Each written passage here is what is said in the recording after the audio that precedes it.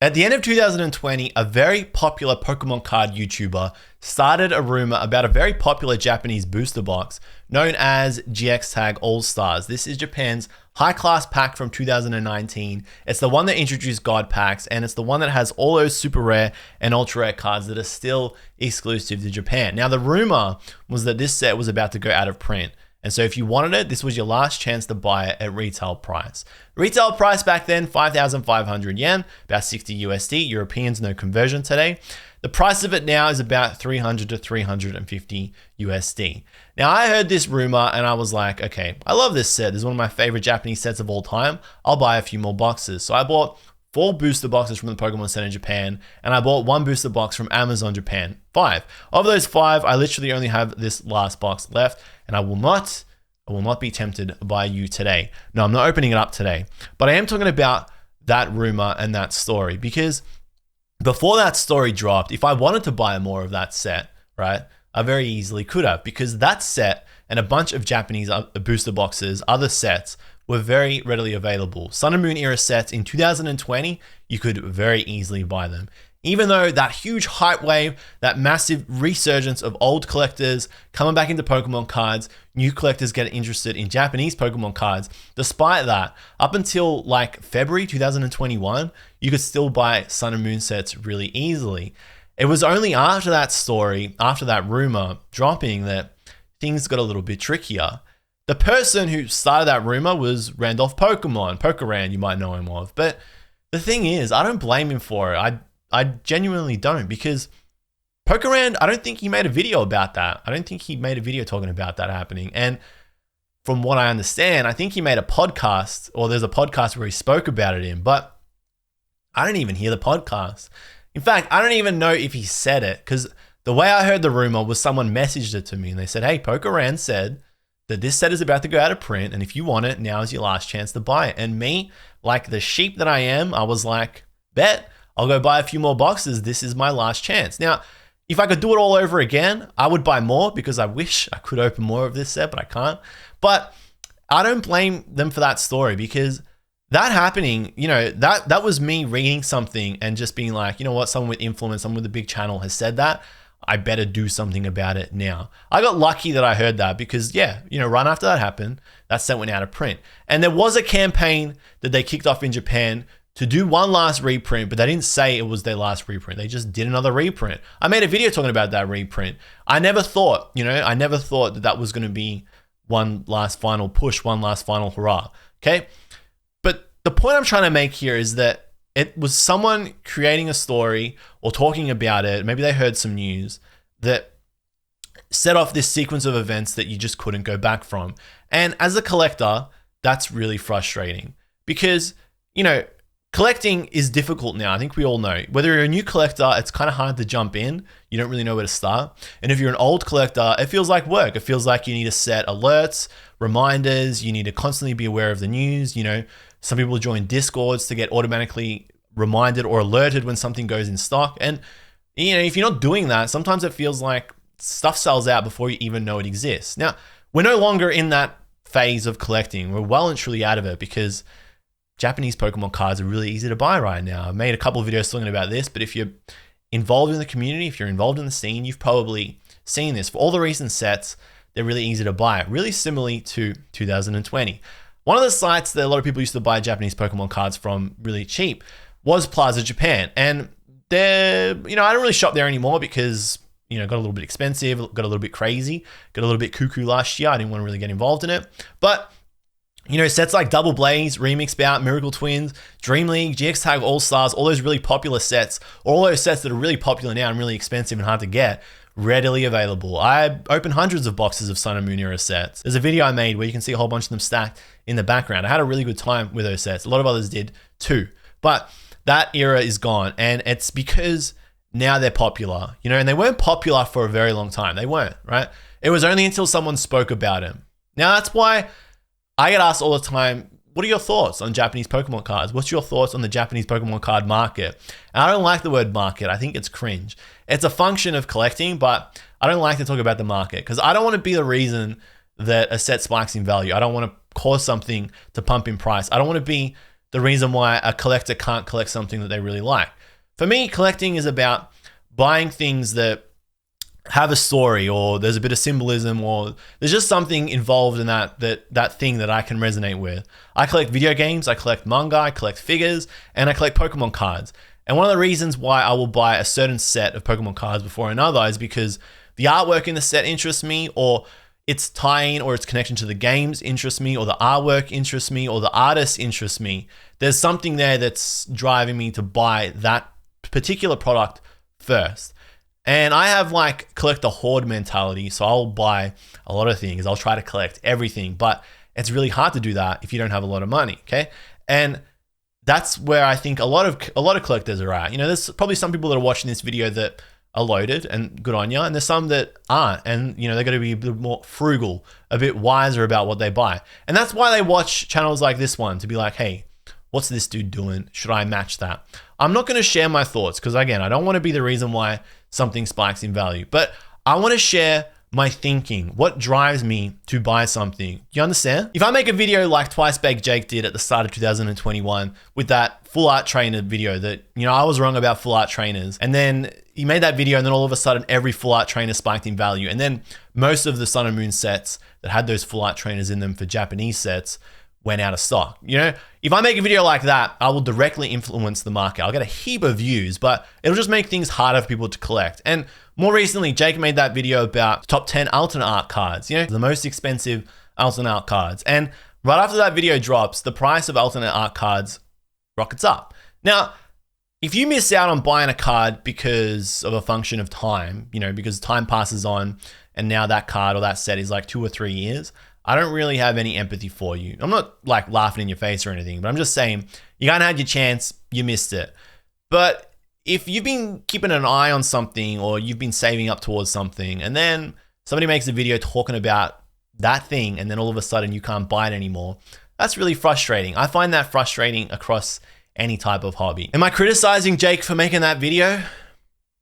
Yes. Am I defending him by saying it's just a function of social media and the current influencer economy? No, I don't think I am, because that's the reality and that's the world that we live in as collectors. Whether you like it or not, outside factors, outside variables will influence your hobby across games, music, manga, figures, Pokemon cards. It's just all part of it now. And it's unfortunate, but it is. And like I said, I don't want to be the reason why something spikes and why somebody can't buy something. So I'm never going to share my thoughts, because my thoughts could be right. They could also be wrong. What I will share though is my thought process. And while things are really easy to buy, and while there are, you know, bountiful amount of different Japanese sets that you can buy and collect pretty freely, I will share with you how I'm sort of relating them and linking them to past sets to get a feel for where I think they're going to go. All right, I'm literally going to do this with a bunch of sets that I've just grabbed, okay? And we're going to look at some recent sets and try and link them to older sets to get a feel for where things are going to go.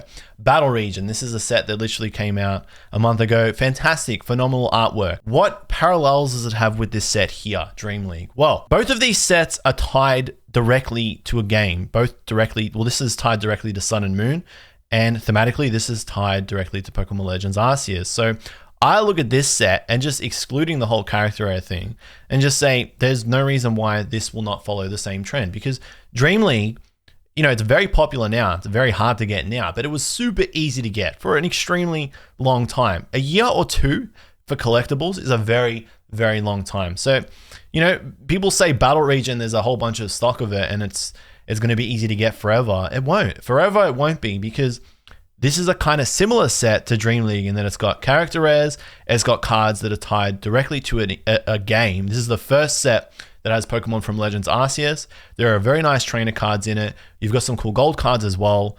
There's no reason why it won't follow the same kind of path as Dream League. So, you know, if you sleep on it for too long, you're going to miss out. If we look at another set that people just kind of ignore, you know, this is the thing, because people want to collect Japanese Pokemon cards, but they don't want to collect recent sets, which just doesn't make sense. It just means that for me, I think you're in it for the wrong reasons. You've got Starbirth here, and I think I need Double Blaze. Okay, I got Double Blaze here, and this is, you know, direct parallel. This set, Starbirth, doesn't have Charizard on the front, but it has a rare Charizard card in it. There's the Charizard V Special Art, and there's the Charizard V Star Hyper Rare Rainbow. Again, this set here, Double Blaze. I don't know what it is about. I don't know what it is about Japanese Charizard cards and sets, but people sleep on them. Double Blaze is 5,000 yen retail.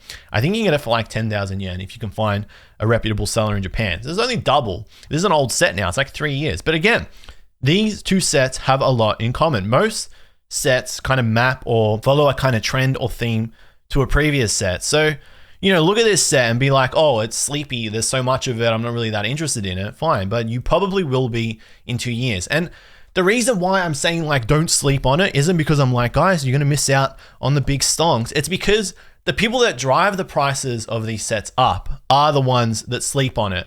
And they're the ones that create this FOMO. Yeah, I'm blaming you guys that are sleeping just quietly. You know, if you guys just bought these for retail while you still could, we actually wouldn't have all this incredibly high prices right now. It's literally your fault. Miracle Twins and Fusion Arts. Again, people sleeping on Fusion Arts. I like this set a lot. I don't get it because Miracle Twins all of a sudden just became randomly ultra popular. All it's got, Miracle Twins, it's got the Mew and Mewtwo GX special art, which is an awesome card. I think it's illustrated by Sui. And it's also got the Misty full art. But outside of that, off the top of my head, I can't really think what makes Miracle Twins so crazy. But Fusion Arts, this is an awesome set. Cohesively, the artwork and the illustrations in this set are phenomenal. This is probably the peak of Japanese artwork in a set for 2021. It's so cohesive how every single common and uncommon looks fantastic. I kind of wish I did a video speaking a little bit more about it. I might do one, but you've also got the Mew V and the Mew VMAX. The Mew V alternate art, special art is drawn by Naoki Saito, and the VMAX is illustrated by Akira Egawa. I remember people stuck their nose up at this set because the alternate art, the special art Mew VMAX, kind of looked like a regular VMAX. I totally disagree. You have no taste if you say that. But again, this is a set that will age like fine wine, and it has no reason to not match what happened with Miracle Twins because they're practically identical. Okay, you want to look at some other sets. We'll look at some other sets. Okay, VMAX Climax is one of my favorites, absolute fan favorite. It's readily available again, and now no one cares about VMAX Climax and all the cards from it are super cheap. Well, don't make the same mistake twice. Don't make the same. What are you doing? Like now is literally the time to get it before it gets kooky again, before it gets crazy again.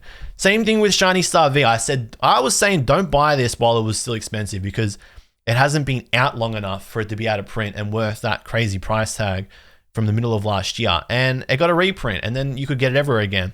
That reprint came and gone. So, you know, who knows? I don't know if this will get another reprint, Shiny Star V, but it's a little bit old now. But, you know, like I said at the start of the video, this was really cheap for a year. And then someone said something and then bang, all of a sudden it's gone. Don't let the same thing happen to VMAX Climax. It's got fantastic character res, CSR cards. We don't even know if all the CSR cards and the character res are going to make it out of VMAX Climax in Japan. They're getting drip fed through in English sets as part of trainer galleries. What's to say some of those don't make the cut and we don't eventually see them in English and they get trapped in this set forever? That will change the tide of things. Look at that. Think about that kind of stuff when you're trying to figure out where to start your collection. Don't just go, oh, what's, you know, YouTuber X talking about? What's YouTuber Y talking about? Try and look at the stuff that other people aren't looking at. Think outside the box. Then we got other older sets like Jet Black Poltergeist. Not many people really like this set. I thought this was a fun set and it's already got some like pretty staple, popular, rare cards in it. The Shadow Rider Calyrex VMAX special art, it's drawn by Mitsuda Arita. I don't know if we're going to get another special art illustrated by Mitsuda Arita. I'm purely speculating here, but if we don't, you know, their last one is potentially trapped in this set. I don't know if this is going to reprint, okay? My heart says, you know, eventually it will. Don't ever close the door on reprints, but the very popular, the very viable play cards from this set are kind of in VMAX Climax. So this one is potentially at risk of not getting a reprint. So if there's any cards from this set or if this is a box that you ever wanted to open, it's got the Caitlyn in it as well. Don't stick your nose up at it if it gets another reprint because that could potentially be your last go at it. All right, we got Matchless Fighters. This is an open box because, yeah, I don't have any sealed boxes of it. Sucks to be me. But again, this is a set that I think could potentially get a reprint. I kind of wish it does because this was a really fun set to open and it does have all those special arts of all the Galarian forms of the legendary birds. So I don't know if this is going to get a reprint. If it does, I would pick up the reprint when it does drop. This set is most at risk, of just being rare and valuable because it's rare and valuable. And I look at a set like Explosive Impact here, which is a cool set with Lugia and it's got a Suicune card in it, but that's it. Like it's literally just rare because you can't buy it anymore. And that's a function of time. That's okay. Function of time, things becoming valuable over time. You can't fight that. That is just how things work. So if this doesn't get a reprint and it gets a little bit more valuable, matchless fighters, function of time, cannot complain about it.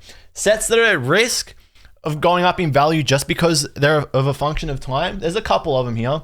I'll pull them up. Sky Legends and Alta Genesis. Again, these sets have been readily available. They're still available for like relatively decent prices. You know, it's not going to break the bank if you have to pay 2 times retail for a set that came out in 2018 or 2019. So nothing has happened in the last couple of years to sort of push these cards, these sets up in value. But if it does, then you're stuffed and you're going to miss the boat. So I'm not pumping these now. I'm just saying like these are at most at risk of being pumped. It's all it's going to take is someone with a huge channel to be like, holy shit, I pulled a $10 million card from Sky Legends and now I'm fucking rich. Fuck you. You know, that's literally all it takes, okay? Another couple of sets that are at risk of that. Full Metal Wall. I know no one really speaks about these sets because they're so old and no one really cared about them, but they got alternate arts in them, special arts. They do call them special arts in Japan, so I do tend to stick with that term. That is at risk of getting pumped if someone just decides to. A more recent Sword and Shield set that could get pumped like that is this one, Skyscraping Perfect.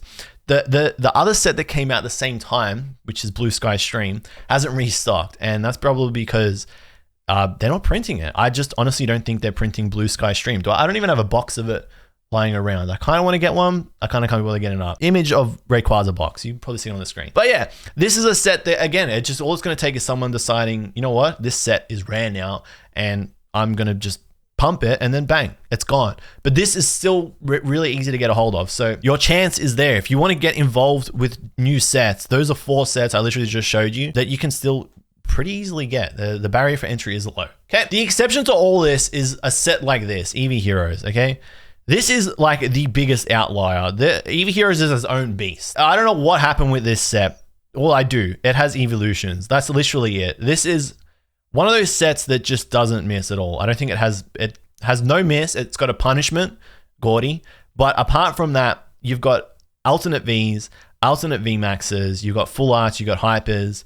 It just doesn't miss, right? And it's a small-ish set too. So that's probably attractive. You know, I think it's got like 60 cards in it. And then when you factor in all the secret rares, maybe like another 30 tops. Relatively small, but I can't draw any comparisons to any other older sets. I'm intrigued if you think, you know some other sets that are similar that from the past that are like this, let me know. But this is one that, yeah, this is its own beast. You can't pump this any more than it's already been pumped. And it's only going to get harder and harder to get as time goes on if it doesn't reprint. It's spiking again. Okay, I will give you heads up that it is spiking again. And yeah, the price is now like 15,000 yen. You know, it's up to that 250 USD mark. It's up at that Dream League price point, right? But yeah, Dream League, as cool as it is, like I think Dream League kind of got influencer pumped and spiked up a little bit because it was super readily available for a super, super long time. Super, one of my favorite words today. You had the whole pre-order saga when it released. You had that second wave that literally disappeared in 2 seconds. There was a very small-ish reprint. I got a couple boxes from Pokemon Center Japan in like September, October, but since then it's been radio silence. There's nothing to say this set can't reprint. It has only been out for not even a year. I think we're approaching a year now. So if a set like Dream League, again, I'm going to bring it back up here, can be in stock for like 2 to 3 years, which it was, then there's no reason why this set can't. And the important thing to remember is that the printers can only print so much. Think about this from a logistics point of view, okay? The focus is on sets that are coming out now, which is stuff like VMAX Climax, which came out already, Battle Region, and then you've got Starbirth over here as well. This is the focus, right, in Japan. So these sets are going to get printed more than these sets. There's no reason to go back if these are selling well. This is a home run if it does reprint, but this is the focus right now. The cards that you need, or like meta cards, are coming out in this set. Battle Region, the exception. Eevee Heroes, like, again, it's like Umbreon and Jolteon VMAX, which isn't even in this set. So the point I'm trying to make is don't wait for Twice Baked Jake or PokeRev or okJLUV to make a video talking about a set and let that pump it up. Try and connect it, relate it to something that's already come out. Try and map trends in your head. I know I sound like an incoherent, rambling madman right now, but you wanted a video about my thoughts, and here it is. Collecting's meant to be fun. I find talking about it fun. I could talk about it for hours. I might do another video like this, but until then, like and subscribe, and I will see you over at twitch.tv/okJLUV. Peace out.